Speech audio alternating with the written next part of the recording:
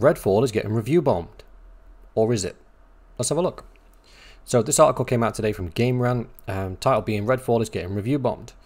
And if we take a look at it, it says Redfall is getting review bombed shortly after its release, as users report running into a variety of problems. Developed by Arcane Austin, the team behind 2017's Prey, Redfall is a first-person shooter in which players face off against legions of vampires. Boring, boring, boring. Redfall received mixed reviews at launch and currently sits in a score of 64 on Metacritic for the Xbox Series X version, with some critics calling it generic and shallow. This marks Redfall as one of the lowest rated AAA releases of 2023, joining the likes of Forspoken and the Lightfall expansion of Destiny 2. Now it appears that Redfall is getting review bombed as some users have their own list of issues with the game. Now, from memory, I've not really heard much about Redfall. I didn't even know it was coming. It just appeared in the Steam store and obviously has hit the news today for being the worst released game of 2023. However, I'm not aware of any social or political views that have been expressed about the game. I don't know of any social rising to review bomb it, not like Hogwarts Legacy, when obviously the trans community came out and forced to review bomb that game just on the premises of a social belief. So I'm interested to see what happened here. So first up, let's head to the Steam store. On the Redfall page, let's scroll down. Reviews are mostly negative. Okay. Where are my reviews? Fun despite the difference in genre. I'd like to point out how good Prey 2017 was. It actually was a really good game.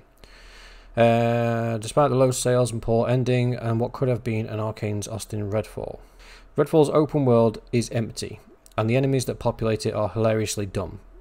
Let me touch on both. Holy bejeebus, buddy. I am not reading all of that. Head to the Steam store and read that if you want to. I'm not going to. Why do developers think they can charge £70 for games like this? $70, sorry.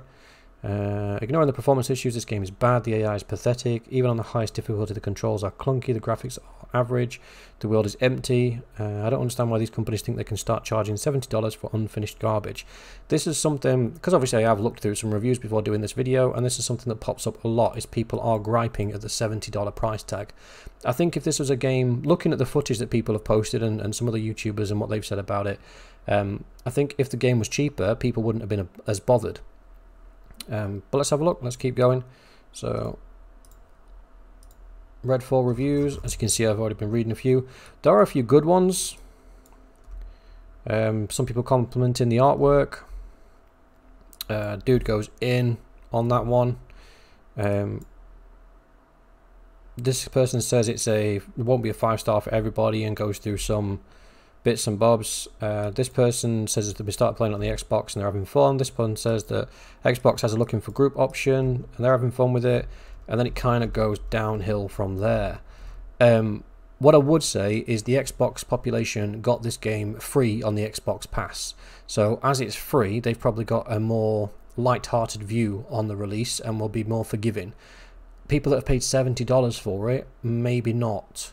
This is supposed to be a AAA title. This is supposed to be up there with the likes of Call of Duty, The Last Jedi, and other titles like that. And from what I'm reading the reviews, it just isn't. Now, I haven't played this game, and to be honest with you, I'm not going to. It doesn't appeal to me. The reviews are absolutely terrible. I have no reason to play this game. However, I don't agree with the article that's been written by Game Rant, and for one particular reason. If we look here on dictionary.com, the term review bomb is to manipulate an online rating system with a semi-organized campaign of unfavorable user reviews, often as a general statement of disapproval for a creator, publisher, or other business, rather than a genuine opinion about a specific product or experience.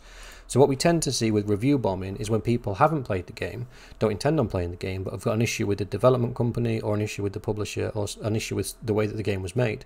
What we're seeing here is genuine customers leaving feedback. Now, this feedback is negative feedback and it is en masse.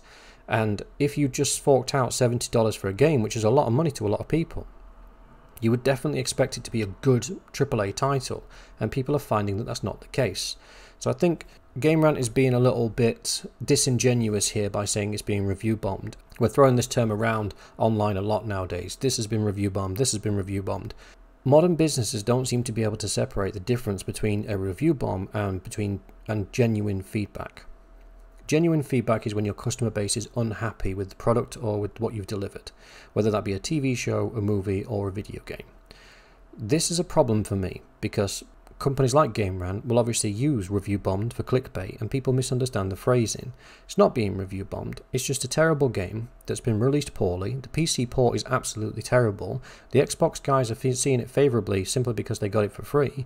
The PlayStation guys are absolutely fuming because they paid between $70 and £50, depending where you are, for this game that, upon playing it, can apparently be done in 6 hours if you've got somebody to help you. $70 for 6 hours worth of entertainment. It's just not value for money. So for me, this article, I don't trust it. I don't trust the person that wrote it, Parth Bagaria, simply because they're being disingenuous. It's not being review bombed, it's being reviewed by its customers, and those reviews just happen to be negative in nature due to the product being of poor quality. And that's it. Let me know what you think of this situation below. Do you think people are using the term review bombed incorrectly, or do you think in this instance I'm wrong? Let me know what you think in the comments below, and I'll see you next time.